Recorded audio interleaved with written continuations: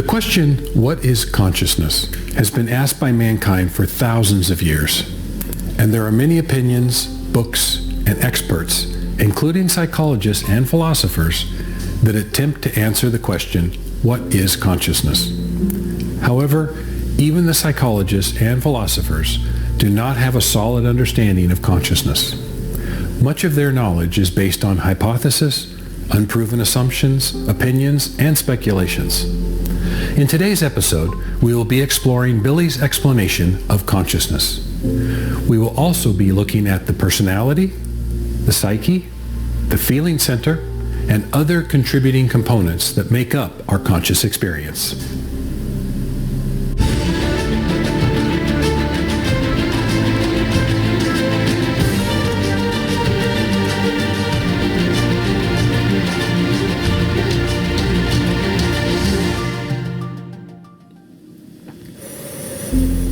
A recurring theme in Billy's books is the need for growth or evolution of our consciousness. But what exactly is consciousness? From a broad perspective, we are conscious of our external world and our internal selves. We can look at a tree, and at the same time, we can be aware of ourselves looking at the tree. A simple definition is, consciousness is what makes experience possible. Consciousness includes our thoughts, our feelings, our psyche, our personality, our I or ego, our character, memory, senses, and everything that we can experience and perceive.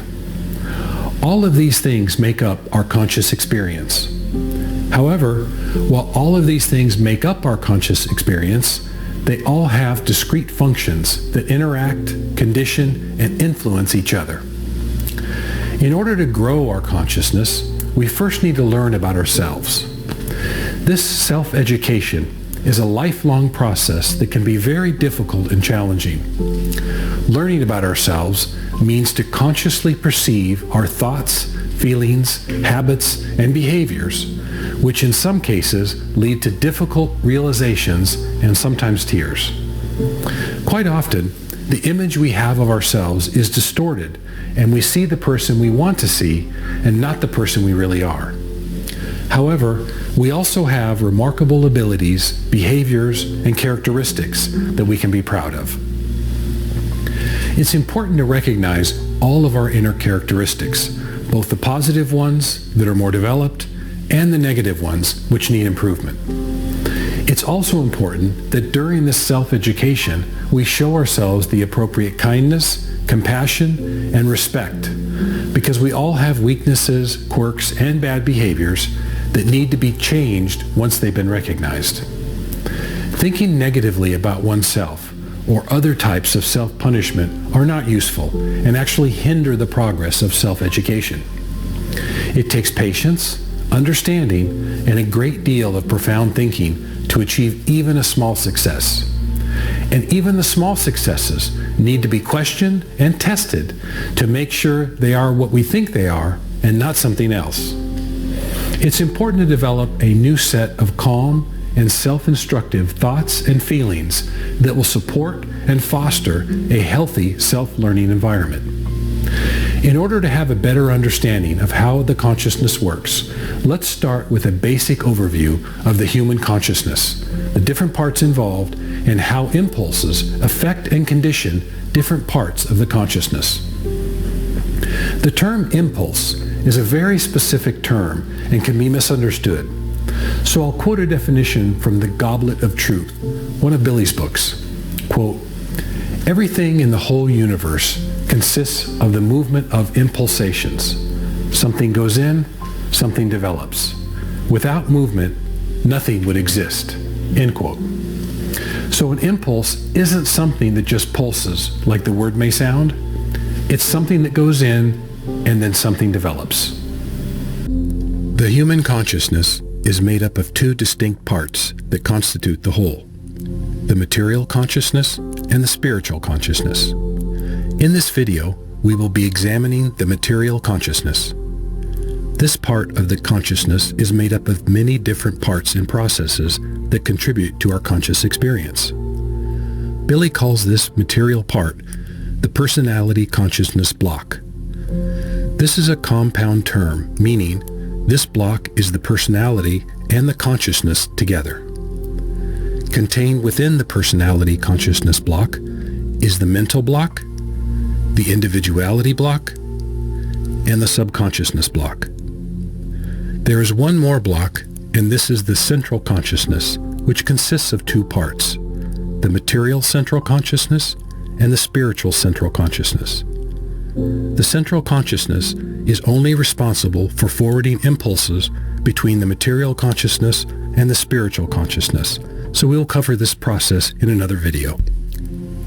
The mental block contains the material consciousness, the actual thinking apparatus that we use during our lifetime. The material consciousness is comprised of numerous forms of consciousness, which includes all possible fields of knowledge. For example, if you work as an engineer, engineering could be a form of consciousness. Or, if you work in the medical field, those can be forms of consciousness.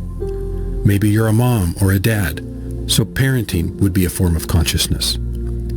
As we grow and learn, we create new forms of consciousness and expand existing forms of consciousness within us. Thinking and all thoughts originate in the consciousness. However, our thoughts are formed through many different processes, circumstances, experiences, and influences. The psyche manages consciousness-based thoughts and feelings, which arrive from the consciousness to the psyche via impulses. These impulses affect the psyche in either a positive or negative way, depending on the nature of the thought or feeling received. After the psyche receives a thought, the psyche sends an impulse to the feeling center, which is characterized as either negative or positive, depending on the state of the psyche. The feeling we are talking about here is not the feeling of touch, when you touch something or when someone touches you on the shoulder.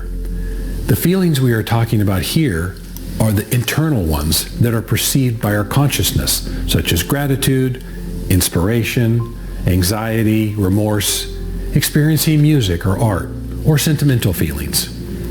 Feelings represent a focused and actualized quality of experience in our lives. Feelings can be connected with our assessments of people or events, with memories of the past events, as well as with perceptions and understandings.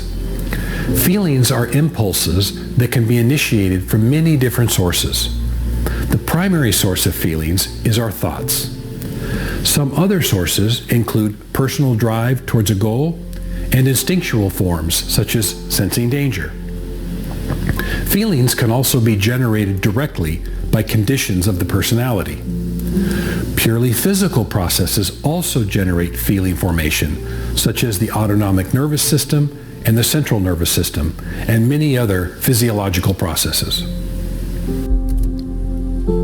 The feeling center contains the entire palette of feelings that a human being is capable of. When the feeling center receives a negative or positive impulse, the corresponding feeling is sent to the consciousness, whereby a particular distinct mood will arise. As you can see from this diagram, our thoughts are a primary source of feelings.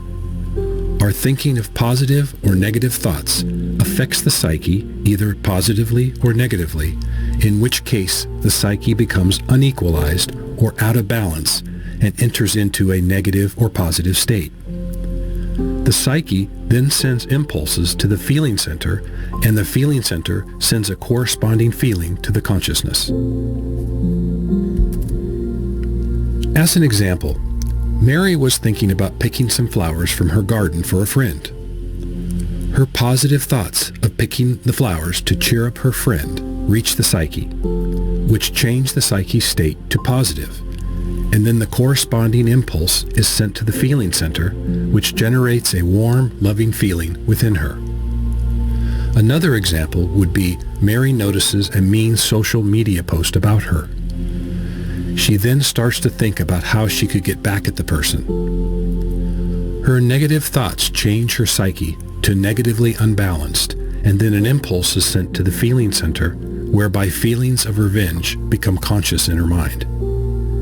This can go even further because now she thinks more along the lines of revenge, which continue to reinforce those thoughts with more feelings of revenge. In this simple example, we can see how our thoughts have a tremendous effect on our feelings, actions, and state of being. Emotions can be mistakenly identified with feelings. However, emotions and feelings are different. Emotions are impulses that are triggered by internal or external stimuli that strike like lightning and in many cases are uncontrollable. You've probably heard the term an emotional response. It's a quick impulse response that has unconscious thoughts preceding it.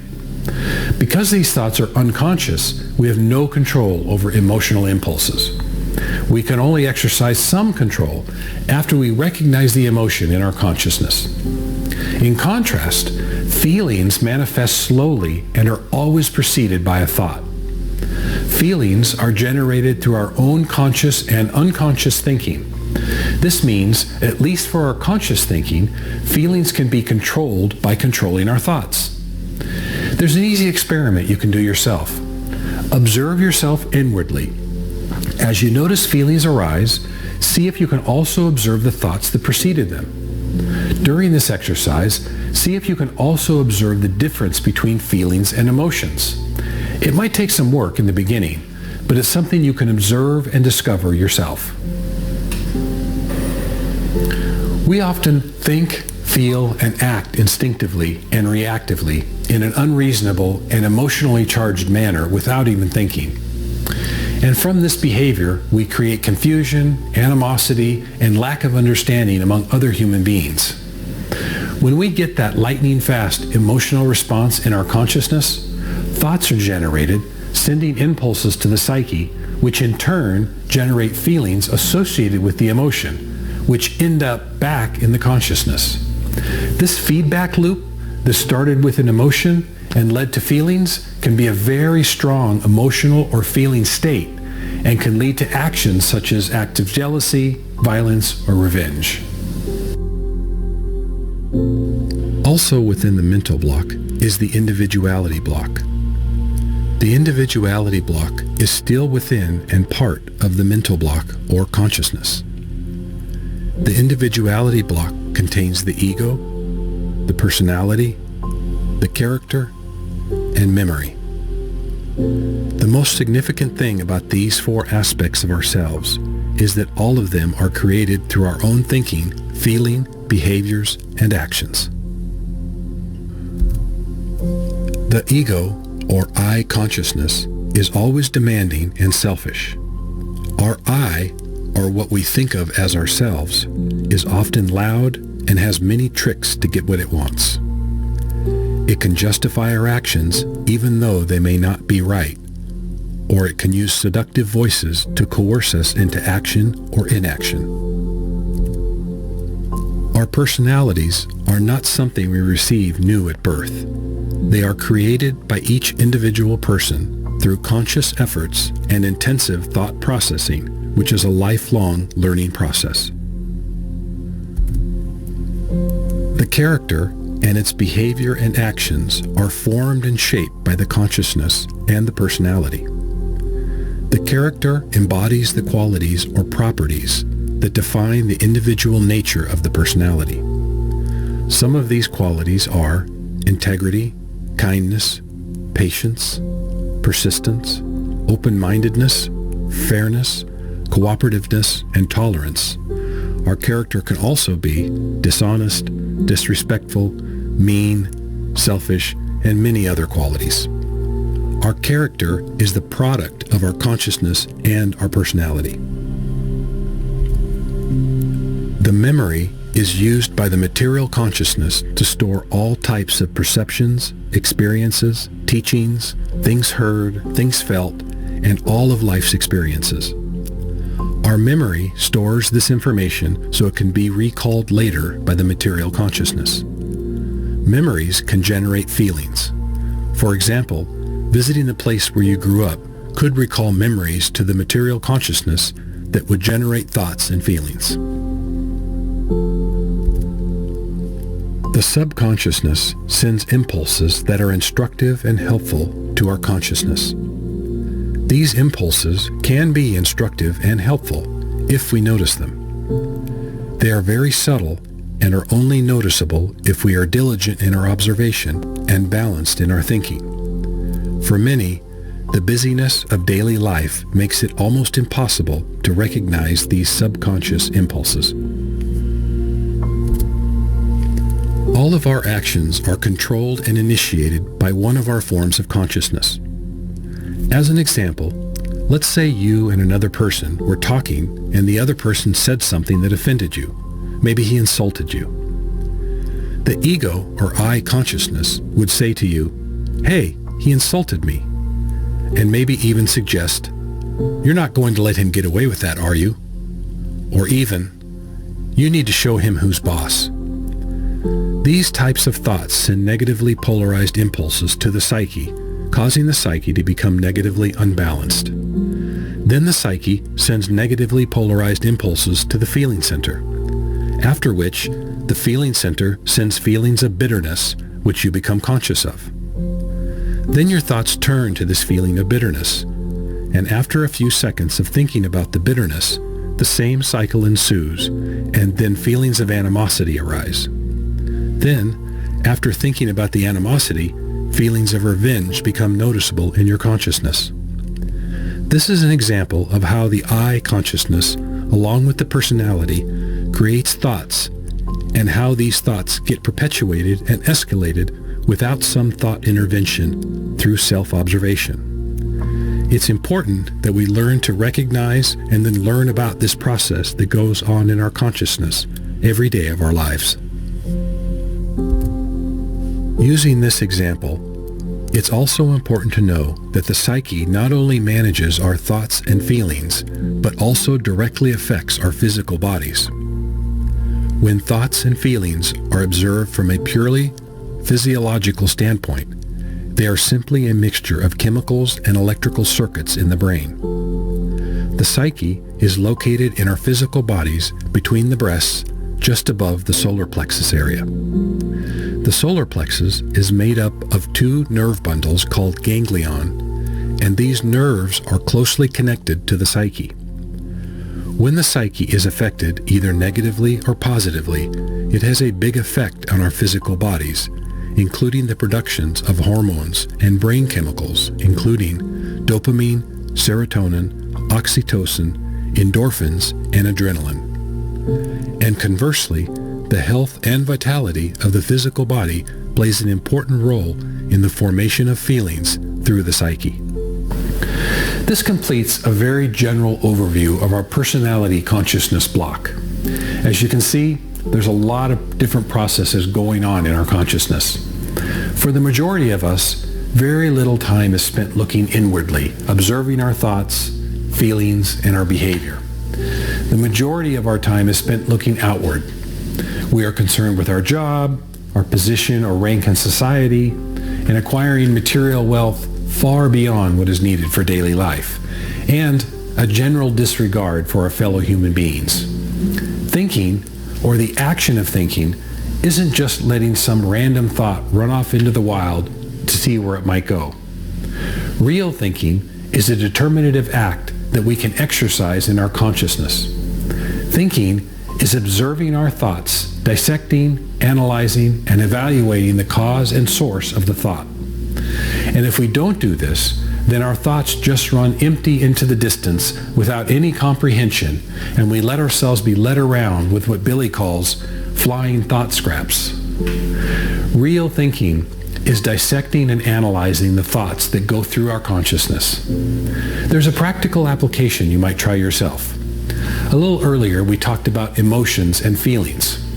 A good exercise is to try and observe yourself and see if you can distinguish the difference between what's an emotion and what's a feeling. It's fairly easy to do. You simply observe yourself with your consciousness when you begin to notice feelings. Try and see if you can notice the thought that preceded the feeling. If the feeling was initiated by a conscious thought, you should be able to recognize it. If it was an unconscious thought, then you're out of luck, because it was an unconscious thought you wouldn't be conscious of it. But many of our feelings are preceded by conscious thoughts, so there is a possibility of noticing it if we take the time and effort to observe ourselves. And this exercise can be done while jogging, driving to work, during work, really any time at all. Well, that concludes a very basic introduction to the material consciousness. Feel free to post any comments or questions below, and we'll see you on the next video.